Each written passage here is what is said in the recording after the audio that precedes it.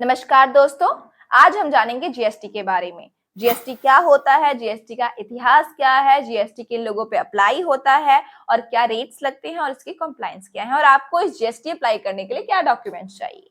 तो सबसे पहले जीएसटी का मतलब है goods and services tax. GST हमारे देश में 1 जुलाई 2017 को आया था।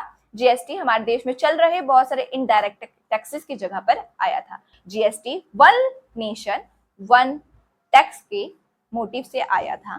जीएसटी ने हमारे देश के कॉम्प्लिकेटेड टैक्स सिस्टम को सिंप्लीफाई कर दिया था।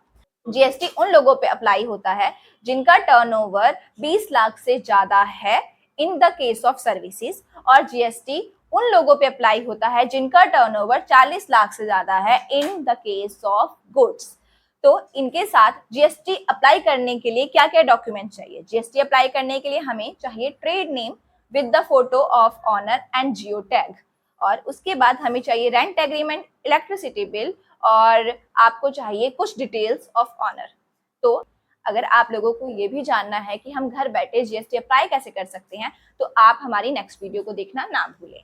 उसके बाद आप लोगों को मैं ये बताऊंगी कि हमारे जीएसटी के कॉम्प्लायंस क्या है। जीएसटी रजिस्टर करने के बाद आप लोगों को 2 कॉम्प्लायंस मंथली पूरे करने पड़ेंगे। एक जीएसटी R1 जिसमें सेल रिटर्न भरी जाती है, और एक जीएसटी 3B जिसमें हमारा टैक्स कैलकुलेट होता है और हमें टैक्स पे करना पड़ता है। तो अब हम जानेंगे जीएसटी के रेट्स के बारे में। अगर आप मैन्युफैक्चरर हो, रिटेलर हो, होलसेलर हो, सर्विस सप्लायर हो, तो आप पे जीएसटी लागू होगा।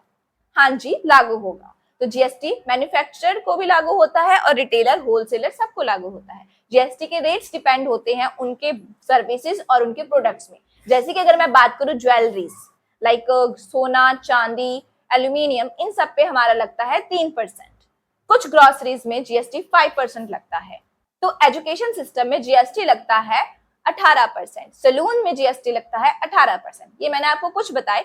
और अगर आप मैन्युफैक्चरर, सर्विस प्रोवाइडर या रिटेल या फिर होलसेलर है, तो आपको जानना है कि कितने परसेंटेज जीएसटी आपके प्रोडक्ट या फिर आपके सर्विसेज पे लग रहे हैं, तो प्लीज कमेंट कर दीजिए, हम आपको चार्ट प्रोवाइड कर देंगे। धन्यवाद।